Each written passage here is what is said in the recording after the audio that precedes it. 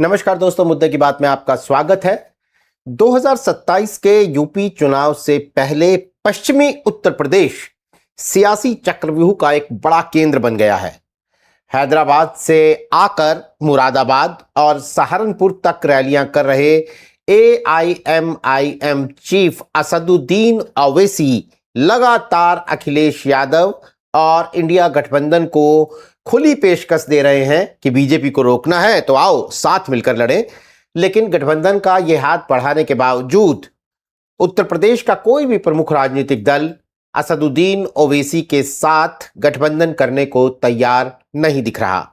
Samajwadi party और कांग्रेस के नेता तो जब तब उन्हें बी टीम, बीजेपी की बी टीम कहते हुए नजर आते हैं। आखिर क्या है असदुद्दीन ओवैसी से परहेज? क्यों वो कांग्रेस, सपा और बाकी पार्टियों की नज़र में है बीजेपी की बी टीम? और अगर असदुद्दीन ओवैसी से कोई पार्टी गठबंधन करती है तो उसे उत्तर प्रदेश के चुनावों में किस बात का अंदेशा है, या फिर किस बात का फायदा हो सकता है, किस बात का नुकसान हो सकता है? इसकी इन डेप्थ डिकोडिंग करने के लिए हमारे साथ मौजूद हैं सीनियर पॉलिटिकल जर्नलिस्ट और आजतक.in के एसोसिएट एडिटर कबूल अहमद। कबूल भाई, आपने इस पर एक रिपोर्ट भी की है आज ही, और आप लगातार ट्रैक कर रहे हैं जब से बहराइच में पहली रैली असदुद्दीन ओवैसी ने की थी। ये रीसेंट ट्रैकिंग की बात कर रहा हूं मैं, अब वरना तो आप लंबे समय से ट्रैक कर रहे हैं।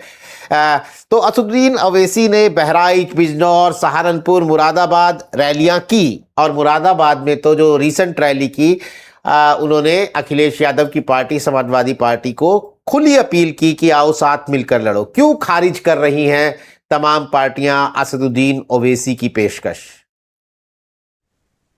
देखिए नीरज भाई, इसके पीछे कई वजूहात हैं जिसके कारण जो है कोई भी राजनीतिक दल उत्तर प्रदेश का असदुद्दीन ओवैसी के साथ गठबंधन करने के लिए तैयार नहीं।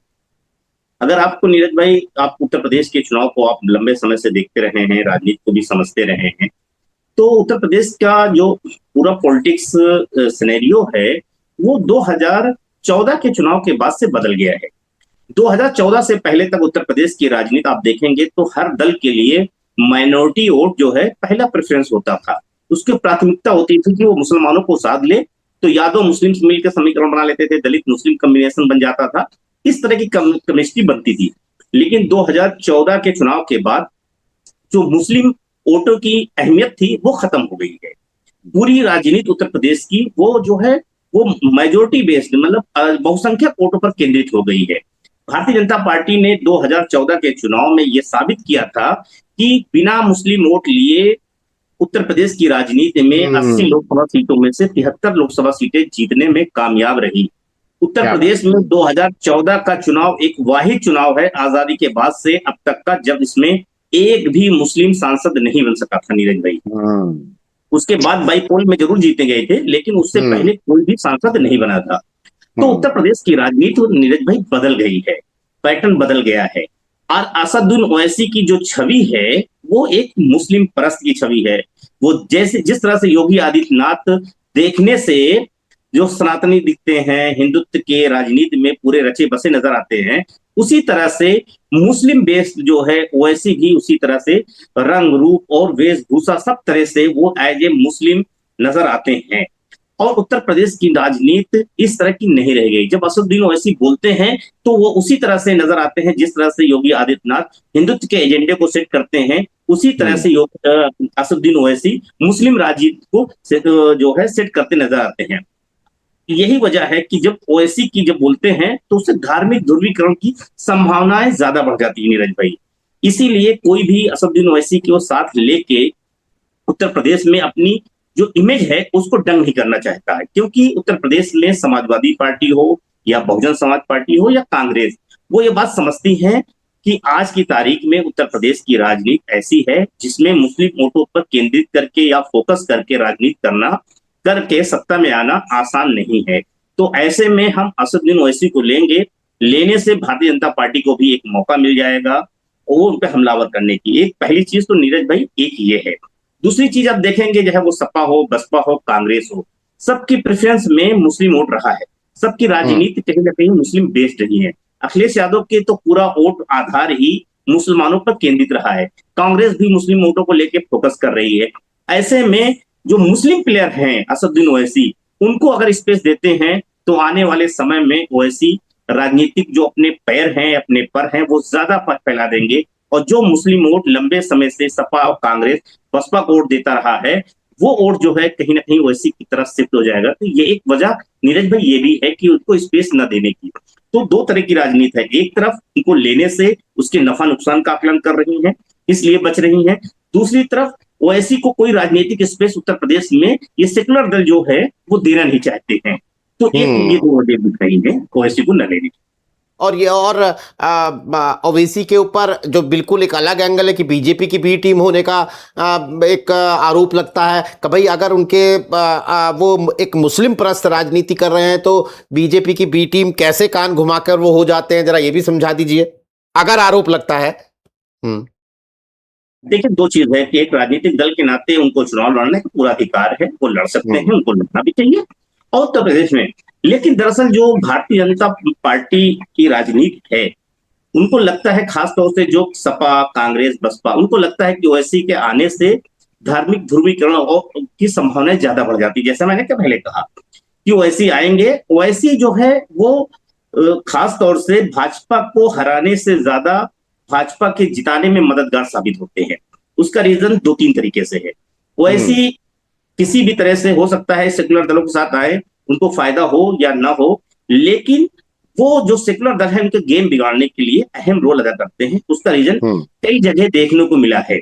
क्योंकि जब वो ऐसा होता है कि ओवैसी ये बात कहते हैं, या एमआईएम के नेताओं से आप बात करेंगे नीरज भाई, तो एक बात वो कहते हैं कि ओवैसी तो एक सीट पे लड़ते हैं चुनाव, दो सीटों पे या चंद सीटों पर चुनाव लड़ते हैं, बाकी सीटों पर क्या हो जाता है।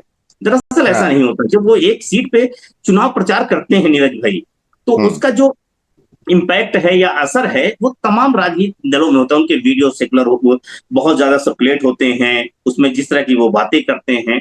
निश्चित तौर पे ओवैसी ये बात कहते हैं हम किसी धर्म के खिलाफ नहीं है, किसी जात के खिलाफ वो बयान नहीं देते, लेकिन वो जिस तरह से मुस्लिम परस्त जो है पॉलिटिक्स करते हैं, वो कहीं ना कहीं, और आप देखेंगे भाई कि एक माइनॉरिटी बेस्ड पॉलिटिक्स के लिए उत्तर प्रदेश में बहुत ज्यादा कभी स्पेस नहीं रहा है। और वो खास तौर से जो सपा बसपा, उनको लगता है कि ओवैसी चुके चुनाव लड़ने से उनपे उनका नुकसान हो सकता है और ये भाजपा के लिए कहीं ना कहीं मददगार साबित होते हैं। इस वजह से वो भाजपा के बी कैटेगरी में करते हैं।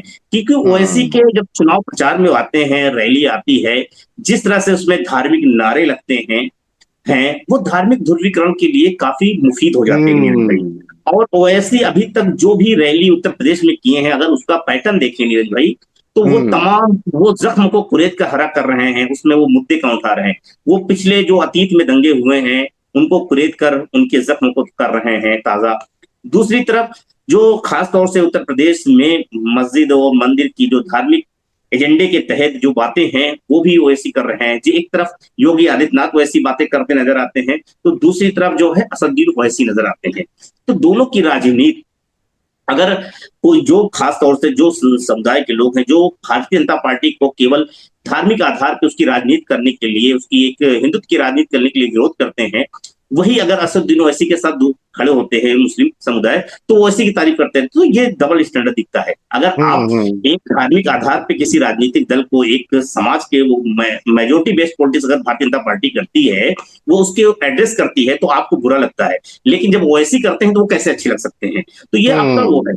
अगर आपको सेकुलर मिजाज में रखना है, तो आपको अगर भाजपा का विरोध करना है, तो फिर ओवैसी भी मुझे लगता है भाजपा के ही कैटेगरी में, योगी आदित्यनाथ की कैटेगरी में, भले ही वो सत्ता में नहीं है, लेकिन भाषा, वेशभूषा सब कुछ उसी तरह दिखाता है। और एक सेकुलर देश में किसी एक धर्म और समुदाय के आधारित राजनीति करना नीरज भाई, मुझे लगता है वो सही नहीं है। और वही चीज जो है राजनीति में सबसे ज्यादा नुकसानदेह साबित होती है। जी, अच्छा, एक जब जंतर मंतर पर छात्रों का आंदोलन चल रहा था, उस दौरान चंद्रशेखर आजाद, आजाद समाज पार्टी के मुखिया, आजाद समाज पार्टी के चीफ चंद्रशेखर आजाद संसद में धरने पर बैठ गए। बारिश हो रही थी, तंबू लगा के धरने पर बैठ गए। उस दौरान असदुद्दीन ओवैसी उनसे मिलने गए और वो तस्वीरें काफी वायरल हुई। यूं तो मिलने कोई भी जा सकता है, संसद परिसर है, वहां पर तमाम सांसद आ जा रहे हैं, लेकिन ये तस्वीर इस मायने में वायरल हुई कि दोनों जो हैं वो उत्तर प्रदेश के चुनावों में अपनी अपनी ज़मीन को तलाश रहे हैं या मजबूत करने की कोशिश कर रहे हैं। उनके गठबंधन की बातें भी गाहे बगाहे चलती रहती हैं। क्या कोई आप उसमें सियासी संदेश या कोई इशारा देखते हैं?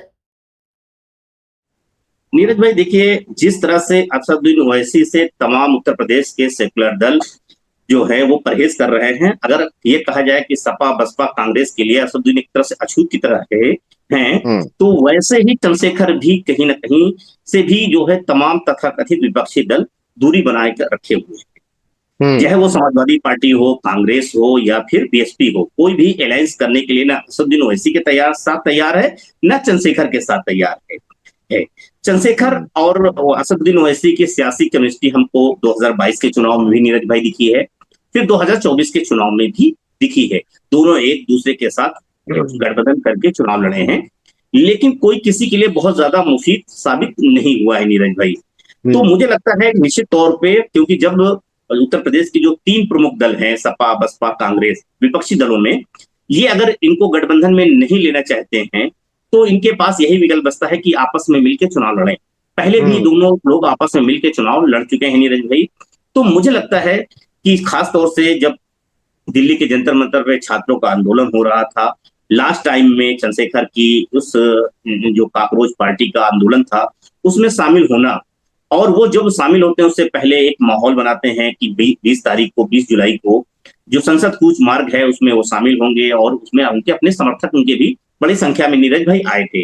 उसके बाद लाठीचार्ज होता है, लाठीचार्ज होने के बाद वो पार्लियामेंट में ही डॉक्टर अंबेडकर की मूर्ति के नीचे, चंद्रशेखर भी एक मैसेजिंग दे रहे थे। देखिए, वो गांधी की मूर्ति के नीचे भी बैठ सकते थे, लेकिन वो उस जगह बैठे जो डॉक्टर अंबेडकर हैं, जो उनके एक आदर्श राजनीति में है, दलित समुदाय के लिए एक महापुरुष की तरह हैं, उनके लिए उनके मसीहा के तौर पे हैं। वहां से बैठ के चंद्रशेखर ने जो है उत्तर प्रदेश की राजनीति को मैसेज दिया था। दिल्ली की राजनीति से उत्तर प्रदेश की राजनीति को साधने की कवायद चंद्रशेखर ने की थी नीरज भाई। एक थी असदुद्दीन ओवैसी ने उनके साथ जाकर, उनके साथ खड़े होकर, उनके बैठे हुए धरने के दौरान उनके साथ गुफ्तगू करते हुए जो तस्वीरें आई थी, वो निश्चित तौर पे नीरज भाई उत्तर प्रदेश की राजनीति के लिए एक मैसेज दे रही थी कि क्या उत्तर प्रदेश की राजनीति में फिर से असदुद्दीन ओवैसी और चंद्रशेखर मिलकर चुनाव लड़ सकते हैं। ऐसी संभावनाएं पिछले दिनों भी नीरज भाई दिखी थी, क्योंकि आज का हम देख रहे हैं कि चंद्रशेखर की जो केमिस्ट्री है वो स्वामी प्रसाद मौर्य के साथ भी दिख रही है। वो स्वामी प्रसाद मौर्य के साथ जिस दिन धरना शनिवार को समाप्त हुआ है, तो वो लखनऊ की इको गार्डन में प्रोटेस्ट कर रहे थे। उसमें जश्न भी, जब उसी समय धर्मेंद्र प्रधान का इस्तीफा हो जाता है, तो जो उनका प्रोटेस्ट था वो जश्न में तब्दील हो जाता है। दूसरी तरफ जो है स्वामी प्रसाद मौर्य और चंद्रशेखर दोनों जंतर मंतर पे जो पुलिस की लाठीचार्ज के बाद स्वामी प्रसाद मौर्य भी शामिल हुए थे, उससे पहले चंद्रशेखर भी शामिल हुए थे, और दोनों एक दूसरे का वेलकम करते हैं। स्वामी प्रसाद मौर्य दिल्ली आए तो चंद्रशेखर ने किया, और चंद्रशेखर जब लखनऊ जाते हैं तो स्वामी प्रसाद मौर्य करते हैं। उनका अलायंस लगभग माना जा रहा है कि स्वामी प्रसाद चंद्रशेखर मिलकर चुनाव लड़ेंगे। लेकिन नीरज भाई, अब इसमें असदुद्दीन ओवैसी की कैसे एंट्री हो, ओवैसी का अभी बहुत ज्यादा क्लियर नहीं है कि उत्तर प्रदेश में किसके साथ वो मिलकर चुनाव लड़ेंगे, लेकिन वो गठबंधन के लिए बेताब नजर आ रहे हैं। उनकी अगर तमाम रैली है, मुरादाबाद की रैली नीरज भाई देख लीजिए, या और भी रैलियां जो उत्तर प्रदेश में भी 4 रैलियां हुई हैं, बिजनौर, सहारनपुर, बहराइच और मुरादाबाद, इन चारों रैलियों में कहीं ना कहीं गठबंधन के संकेत देते हुए नजर आए हैं। दूसरी तरफ जो है उनके जो प्रदेश अध्यक्ष है शौकत अली, वो बार बार उत्तर प्रदेश में गठबंधन करने के लिए गुहार लगा रहे हैं, लेकिन उनकी पहली पसंद जो है वो बहुजन समाज पार्टी है नीरज भाई। वो बसपा के साथ अलायंस करना चाहते हैं। वो चाहते हैं कि उत्तर प्रदेश में बसपा किसी के साथ नहीं है, लेकिन मायावती के जो स्टैंड है अभी तक उससे नहीं दिखता कि वो ओवैसी के साथ कोई अलायंस करेंगी, क्योंकि मायावती एक बात कह चुकी नीरज भाई कि हम अकेले चुनाव में लड़ेंगे, हमारा गठबंधन जनता के साथ है, हम जनता के गठबंधन के साथ ही उतरेंगे। तो कहीं ना कहीं मायावती का इनकार है। अखिलेश यादव और कांग्रेस जो है कोई तवज्जो नहीं दे रहे हैं इनको, तो इनके पास स्पेस बचता है कि ये आपस में जो छोटे दल हैं ये मिलकर कोई उत्तर प्रदेश की राजनीति में बड़ा धमाल करें। लेकिन नीरज भाई, हमने छोटे दलों का जो पैटर्न दिख रहा है उत्तर प्रदेश में, वो ऐसा नहीं दिख रहा है कि दोनों अगर असदुद्दीन ओवैसी, स्वामी प्रसाद मौर्य ये लड़ेंगे। देखने में प्रैक्टिकली तौर में ये दिख रहा है कि एक ओबीसी से हैं, एक दलित समुदाय से हैं और एक मुस्लिम है, तो एक अच्छा पीडीए का फार्मूला ये भी बन सकता है। लेकिन ये पीडीए का फार्मूला बन सकता है। स्वामी प्रसाद मौर्य समुदाय से आते हैं, बहुजन की राजनीति से निकले हैं, अच्छा खासा उनका दलित और ओबीसी समुदाय में अच्छी पकड़ है नीरज भाई। और ये जी। मैंने बहुजन समाज पार्टी के में दौर देखा था, सपा में आए थे, उसमें मुझे सपा में दिखा था। दूसरी तरफ जो है चंद्रशेखर हैं, दलितों के एक बड़े नेता के तौर पे उभर रहे हैं, एक नए नेता के तौर पे उभर रहे हैं। चंद्रशेखर का जन्म ही आंदोलन से हुआ है, तो वो हर जगह जहां भी दलितों के मुद्दे होते हैं, दलित समुदाय के, वो हर जगह खड़े नजर आते हैं, या मुसलमानों से भी जुड़े मुद्दे हम देखते हैं तो नजर आते हैं। तो हर जगह चंद्रशेखर भी अपनी प्रासंगिकता बनाए हुए हैं, और नगीना के सांसद बनने के बाद उनकी अहमियत में लगा इजाफा हुआ है। उत्तर प्रदेश में ओवैसी अभी तक बहुत करिश्मा नहीं दिखा सके, लेकिन हाल के दिनों में जो रैलियां हुई नीरज भाई, उसमें बड़ी हम्म। संख्या में मुस्लिम समुदाय के लोग जुट रहे हैं। लेकिन हम्म। सवाल यही है कि जो रैलियों में ओवैसी की भीड़ आ रही है, क्या ये वोटों में तब्दील कर पाएंगे? ये बड़ी बात नीरज भाई, क्योंकि हमने पिछले 2 चुनाव देख रहे हैं, तो आधा परसेंट वोट भी, चाहे 2017 का चुनाव रहा हो या 2022 का, इन दोनों चुनाव में एमआईएम को एक कैंडिडेट में एक एक कैंडिडेट की जमानत बची थी। 2022 में मुबारकपुर सीट पे जो गुड्डू जमाली थे, लड़े थे, उनकी जमानत बच गई थी। बाकी उत्तर प्रदेश में जितने कैंडिडेट लड़े थे, उसकी जमानत जब्त हो गई थी। इसी तरह से 2017 में संभल में शफीकुर रहमान बर्क के पोते, जो अभी जियाउर रहमान बर्क हैं, इन्होंने विधानसभा चुनाव लड़ा था, लेकिन इनकी भी जब यही जमानत बचा सके थे। बाकी सारे कैंडिडेट की जमानत जब्त हो गई थी। इस बार संभल में उनका प्राइम फोकस जो है संभल को लेके है। संभल के जो मस्जिद विवाद हुआ था, आपको याद होगा नीरज भाई, और जो हम्म। दंगा हो गया था, उसमें अगर देखा जाए तो बहुत सारे लोगों की गिरफ्तारियां हुई थी। उसमें एक शख्स जो उसमें के वकील हैं, जो उस मुस्लिम पक्षकार की तरफ से, वो जो वकील है, उनको एमआईएम ने अपने साथ शामिल कराया है, ताकि हम्म। संभल एक ऐसी सीट है नीरज भाई, जहां पे मुस्लिम वोटर बहुत निर्णायक स्थिति में है। 70% से ज्यादा मुस्लिम वोट है, 65 से 70% के आसपास है, हम्म। बहुत अहम वोटर है। और पिछले लंबे अरसे से वहां पे नवाब इकबाल महमूद समाजवादी पार्टी के एमएलए हैं, और मुस्लिम ही वहां का प्रतिनिधित्व करता रहा है। तो ओवैसी को लग रहा है कि जिस तरह से उन्होंने 2022 के नगर पालिका चुनाव में अपने एमआईएम के कैंडिडेट को जिताने में सफल रहे हैं, तो इसी तरह से विधानसभा में भी कोई करिश्मा दिखा सकते हैं, वहां आधार है। ये नीरज भाई, मुझे थोड़ा सा यहाँ पर पैटर्न दिखता है कि ओवैसी की हम्म। राजनीति जहां जहां सफल हुई है, अगर हम जी। उसका विश्लेषण करते हैं, चाहे वो बिहार का किशनगंज का इलाका हो, या महाराष्ट्र का इलाका हो, या फिर हम तेलंगाना का इलाका देखें जहां पे ओवैसी की पार्टी की जीत होती, वो बताता है पैटर्न की जहां पे 70% प्लस मुस्लिम वोट होता है, वहां ओवैसी की हम्म। जीत दिखती है। इससे कम जहां वोटर होता है, वहां वो बहुत हम्म। एक आधार नहीं तय कर पाते हैं। तो संभल उन्हीं में की एक राजनीतिक प्रयोगशाला के तौर पे असदुद्दीन ओवैसी बना रहे हैं, और वहीं पे वो अपने कैंडिडेट को एक, क्योंकि वो तमाम चीजें जो हैं वो उनके ओवैसी के मुफीद दिख रही हैं। एक तरफ भारतीय जनता हम्म। पार्टी संभल को अपनी राजनीतिक प्रयोगशाला बना लेकिन रही है, एक आपने अभी चंद्रशेखर का चूंकि जिक्र किया कि चंद्रशेखर को नगीना का सांसद बनने के बाद उनका पॉलिटिकल इक्विटी जो है वो बढ़ा है।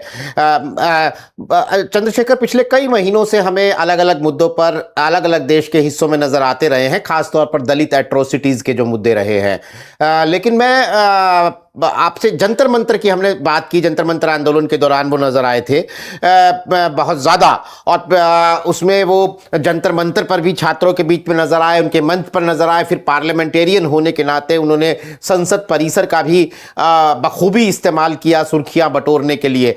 तो दिल्ली की सड़कों पर चंद्रशेखर को जो ये एक पॉलिटिकल बूस्टर डोज मिला है, इसे क्या आप उत्तर प्रदेश या कम से कम पश्चिमी उत्तर प्रदेश की राजनीति में वोटों में तब्दील होता देखते हैं, किसी भी रूप में, किसी भी परसेंटेज में? नीरज भाई देखिए, उत्तर प्रदेश में जो दलित राजनीति की जो सबसे बड़ी चेहरे थी मायावती, वो लगातार उनका डाउनफॉल हो रहा है। वो जी। उत्तर प्रदेश की राजनीति में लगातार अप्रासंगिक होती जा रही है, उनकी प्रासंगिकता खत्म होती जा रही है नीरज भाई। जिस तरह से बहुजन समाज पार्टी की राजनीति रही है, खास तौर से मायावती का जिस तरह का स्टैंड रहा है, जमीन पे संघर्ष करती दिख रही, उनके पार्टी के तमाम नेता नहीं दिख रहे। हो सकता है कि मायावती उम्रदराज हो, या बहुजन समाज पार्टी के बारे में कहा जाता है कि ऐसी राजनीतिक पैटर्न नहीं रहा है, लेकिन वक्त के साथ राजनीति बदलती है नीरज भाई। तो जो 1984 या 90 के दौर की बसपा की राजनीति रही है, अगर उस राजनीति से करेंगे तो 2027 में वो राजनीति नीरज भाई नहीं चल पाएगी। तो भारतीय जनता पार्टी ने भी अपने समय के साथ अपने आप को बदला है, लेकिन मायावती एक ऐसी नेता है जो अपने आप को बदलना ही नहीं चाह रही है। तमाम जगह पे मायावती को लेकर ये उठा सवाल कि उत्तर दिल्ली के अंदर जंतर मंतर पे इतना बड़ा प्रदर्शन हो रहा है, मायावती का कोई उनके समर्थन नहीं। उल्टा जो है उनका ट्वीट आता है तो आलोचना ही करती नजर आती है नीरज भाई। वो जरूर कहती है कि छात्रों के लिए सरकार को सलाह देती नजर आती है। वो राजनीति उत्तर प्रदेश की या देश की राजनीति में इस तरह की राजनीति को पसंद नहीं किया जा रहा है। आज की तारीख में आप या दिशा तय करें, या आप इस पार हैं या उस पार हैं, बीच की मझधार में खड़े होकर अगर आप चाहें कि हम दोनों को साथ ले जाएं, तो नीरज भाई ये नहीं है। आप पर्दे के पीछे से कुछ साथ लें वो सही है, लेकिन आप फ्रंट फुट पे खड़ी नजर आएंगी तो खास तौर से समाजवादी पार्टी या कांग्रेस, इनको भारतीय जनता पार्टी के बी टीम कहने में, मायावती को कटघरे में खड़ा करने में वो देर भी नहीं लगाएंगी। और मुझे दिखता है ऐसे में जो दलित राजनीति रही है उत्तर प्रदेश में, जो दलित राजनीति की प्रयोगशाला उत्तर प्रदेश में रही है, जिसके सहारे मायावती उत्तर प्रदेश में 4 बार मुख्यमंत्री बनी है, उनका लगातार उत्तर प्रदेश की राजनीति में डाउनफॉल हो रहा है। चंद्रशेखर की राजनीति का उभार हो रहा है। एक तरफ मायावती का राजनीतिक ढलान हो रहा है, दूसरी तरफ चंद्रशेखर का उभार हो रहा है। उभार को अगर देखें तो ऐसे कि वो 2017 में चुनाव लड़ते हैं तो उनकी जमानत जब्त हो जाती है, लेकिन 2022 में जब चुनाव लड़ते हैं, 2022 में लड़ते हैं, माफ करना, 2022 में लड़ते हैं, जमानत जब्त होती है, 2024 में वो सांसद बन जाते हैं और वो उसी सीट से सांसद बनते हैं जहां से कभी मायावती भी अपनी राजनीति की पारी की आगाज किया था और जीतकर संसद पहुंची थी। नीरज भाई, तो आप समझ सकते हैं वो बिजनौर की ही नगीना सीट है जो आप नगीना कहलाती है, वहां से अब वो पहुंच गई है। वो सीट इतनी इंपॉर्टेंस है, उसके बाद से आप देखेंगे कि बाईपोल चुनाव हुआ उत्तर प्रदेश में 2022 में, और जिन सीटों पे सीटें खाली हुई थी वहां पे लड़ी गई, वहां पे हर सीट पे, चाहे वो कुंदरकी हो या मीरापुर हो, इन सारी सीटों पे बसपा से ज्यादा चंद्रशेखर की पार्टी के कैंडिडेट को वोट मिले थे। नीरज भाई, ये बता रहा है कि उत्तर प्रदेश, खासतौर से पश्चिम उत्तर प्रदेश में जो बसपा के कैंडिडेट हैं उनसे ज्यादा अहमियत कहीं ना कहीं मुझे दिख रही है। क्योंकि 2000 अगर आप देखें कि 2024 में, माफ करूंगा, 2024 में जो चुनाव हुआ मीरापुर की और कुंदरकी जैसी सीट पे, तो वहां बसपा से ज्यादा वोट मिला है। तो ये बता रहा है कि जो दलितों का रुझान है वो चंद्रशेखर की तरफ बढ़ा है, एक चीज। दूसरी तरफ यह है, चंद्रशेखर की बात आपने कहा कि वाकई बात है, वो जमीन, वो सड़क पे आंदोलन कर रहा है, सड़क पे दिख रहा है, उनकी आवाज उठा रहा है, तो दलित समुदाय की जो युवा पीढ़ी है उसको चंद्रशेखर की राजनीति पसंद आई। दूसरी तरफ मायावती के भतीजे आकाश आनंद हैं, वो कहाँ हैं, क्या कर रहे हैं नीरज भाई, वो नहीं दिख रहा। मायावती उनको उत्तर प्रदेश की राजनीति में किस तरह का उपयोग करना चाहती हैं, वो अभी बहुत क्लियर कट नहीं दिख रहा है। जब वो स्पेस खाली दिख रहा है तो वो स्पेस में अगर कोई खड़ा दिखेगा नीरज भाई, तो उसकी तरफ रुझान होगा। तो मुझे लगता है कि बस मायावती का डाउनफॉल और चंद्रशेखर का राजनीतिक उभार का संजीवनी की तरह साबित हो रहा है। ऐसे में जंतर मंतर पर खड़े होते हैं, आते हैं, प्रोटेस्ट करते हैं छात्रों की भी, जो चंद्रशेखर की छवि जो है नीरज भाई, क्योंकि भले ही जंतर मंतर पे आंदोलन हो रहा हो, लेकिन इसका पहला जो लिटमस टेस्ट होने जा रहा है नीरज भाई, वो उत्तर प्रदेश में है। उत्तर प्रदेश, इसलिए तो उत्तर प्रदेश में बड़ी संख्या में अभ्यर्थी जो है प्रतियोगी परीक्षाओं में भाग लेते हैं, तैयारी करते हैं। इसीलिए भले ही उत्तर प्रदेश में बहुत ज्यादा प्रोटेस्ट न दिखा हो, लेकिन प्रयागराज में बड़ी संख्या में छात्रों ने सड़क पर उतरकर विरोध किया। नहीं, और जंतर मंतर पर से आए हुए बहुत बड़ी संख्या में छात्र देखे, खासतौर पर पश्चिमी उत्तर प्रदेश से, जबकि एक तरीके से पुलिस का पहरा था, बकायदा आदेश जारी हुए थे कि राज्यों की सीमाओं पर छात्रों के इस तरह जंतर मंतर पहुंचने को वॉच किया जाए। इस तरह के बकायदा पुलिस ने अपनी तरफ से कदम भी उठाए थे इसके बावजूद। जी आपको निश्चित तौर पे नीरज भाई, आपने जो कहा एकदम सच बात है कि उत्तर प्रदेश की बॉर्डरों पे सीमा सील की गई थी, उसके बावजूद प्रोटेस्ट में आप जाइए तो हर दूसरा आदमी आपको उत्तर प्रदेश से नजर आ रहा था। उससे पूछो तो कहीं बता रहा था बलिया से आया है, तो कोई कह रहा था मैं मेरठ से आया हूं, तो कोई कह रहा था मुजफ्फरनगर से आया हूं, तो कोई कह रहा था प्रयागराज से आया हूं। तो उत्तर प्रदेश के अलग अलग कोने से आए। यही वजह रही कि डिम्पल यादव से लेकर समाजवादी पार्टी की पूरी ब्रिगेड उतर गई। खास तौर से आप देखेंगे तो नीरज भाई कि जो समाजवादी पार्टी की महिला ब्रिगेड थी, तमाम महिला सांसद थी, सब सड़क पे उतरी। यूथ सांसद जो थे, चाहे वो पुष्पेंद्र सरोज हो, प्रिया सरोज हो, इन सब ने, धर्मेंद्र यादव हो, ये सब उत्तर प्रदेश जो है सेंटर मंत्र पे प्रदर्शन करते नजर आए। और हमने देखा कि समाजवादी पार्टी के नेता, चंद्रशेखर के पार्टी से जुड़े हुए नेता यहाँ पे प्रोटेस्ट करते नजर आए। स्वामी प्रसाद मौर्य इसीलिए तो आए ना जंतर मंतर पे, ताकि वो यहाँ से एक मैसेज दे सके। तो लखनऊ से आप चल के आना, यहाँ पे प्रोटेस्ट करना, बड़ी संख्या में उत्तर प्रदेश के लोग जंतर मंतर पे थे। और उत्तर प्रदेश में इसलिए अहमियत है नीरज भाई कि तमाम जो राज्य हैं, उन राज्यों से ज्यादा बड़ी संख्या में अगर कहीं प्रतियोगी परीक्षाओं की तैयारियां हैं या लोग तैयारी करते हैं, तो बहुत सारी उत्तर प्रदेश में भी हैं। तो उत्तर प्रदेश में इसका पॉलिटिकल इम्पैक्ट नीरज भाई पड़ना लाजमी है। और इस बात को समझते हुए ही समाजवादी पार्टी और चंद्रशेखर दोनों ने इस मंच का सदुपयोग किया और इस मंच से खासतौर से दिल्ली की सियासत से जंतर मंतर की जो अभी तक आप सुनते रहे होंगे कि उत्तर प्रदेश की लखनऊ का रास्ता जो दिल्ली की सत्ता तय करता है, लेकिन पहली बार मुझे नीरज भाई जंतर मंतर की जो सत्ता कर रहा है वो उत्तर प्रदेश की सत्ता कर तय करने वाला है। तो इसीलिए पहली बार जंतर मंतर से जो जा रही है वो अब लखनऊ की तरफ राजनीति हुई है। और जो मुझे पता है कि समाजवादी पार्टी इस मुद्दे को लेके एक नैरेटिव बनाने की कोशिश में है, और वो जो इस पूरे आंदोलन से डिम्पल यादव एक समाजवादी पार्टी में एक चेहरे उभर के आई हैं, उनको अपने स्टार प्रचारक के तौर पे भी डिम्पल यादव को उससे उभारा है, क्योंकि जिस तरह की उनकी सहानुभूति वाली तस्वीर नजर आई है वो। तो मुझे लगता है चंद्रशेखर ने भी इस बात को समझा है, इसीलिए जैसे ही लाठीचार्ज होता है वो धरने पे बैठ जाते हैं, अनशन बैठ जाते हैं और अकेले बैठे रहते हैं। वहां से जो तस्वीर से मैसेज देते हैं वो निश्चित तौर पे तमाम राज्यों के अलग अलग गई है। जबकि बसपा के राज्यसभा सांसद थे, उनके कोई बयान नहीं आया, बसपा की तरफ से कोई नेता के बयान नहीं आए। तो मुझे लगता है कि बसपा को लेकर थोड़ा सा निराशा जरूर, खासतौर से क्योंकि ये प्रतियोगी परीक्षाएं जो पेपर लीक हो रहा है नीरज भाई, इसमें कोई एक समुदाय जात का नहीं है। अगर सीधे तौर पर देखा जाए, अगर पारदर्शी भर्तियां होती हैं तो सबसे ज्यादा जो फायदे में होते हैं वो दलित पिछड़े जात के लोग होते हैं, जिनके सोर्सेज कम होते हैं या जो किसी तरह से करप्शन के रास्ते से अपने उस सरकारी नौकरी नहीं पाना चाहते, नहीं हासिल कर पाते हैं। उनके लिए है अगर पारदर्शी पेपर लीक होता तो उनको फायदा होगा। तो इस बात को समझते हुए ही चंद्रशेखर ने इसको भुनाने की कोशिश की है।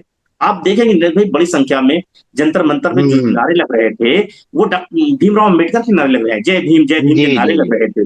वो ये बता रहे थे कि यहाँ पे जंतर मंतर से जय भीम की राजनीति में डॉक्टर अंबेडकर की इंपॉर्टेंस कितनी है, कितनी बड़ी संख्या में अंबेडकर के अनुयायी हैं, जो दलित समुदाय या पिछड़े जात के लोग हैं वो बात कर रहे थे, संविधान की बात कर रहे थे। तो कहीं ना कहीं मुझे लगता है कि चंद्रशेखर ने इसको समझा है और इस समझते हुए ही जंतर मंतर से पश्चिम उत्तर प्रदेश और उत्तर प्रदेश की राजनीति में अपनी अहमियत को बनाने के लिए उन्होंने दांव किया। जी बिल्कुल। तो चंद्रशेखर की बात तो हमने की प्रोग्राम खत्म करते करते, लेकिन शुरुआत हमने असदुद्दीन ओवैसी से की थी, जो उत्तर प्रदेश में अपनी हर रैली के मंच से खुला ऑफर दे रहे हैं उत्तर प्रदेश की राजनीतिक पार्टियों को गठबंधन करने का, खास तौर पर समाजवादी पार्टी यानी इंडिया गठबंधन को।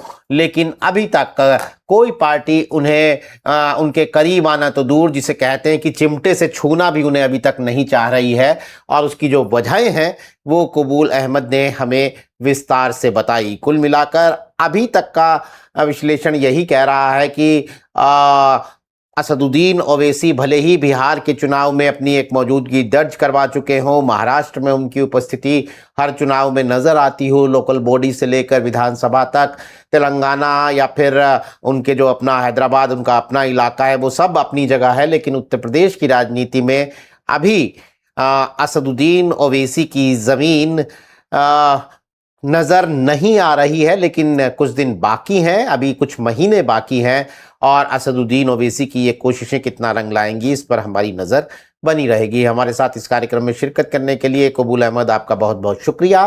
तमाम दर्शकों का भी आभार। दोस्तों आज के लिए नमस्कार।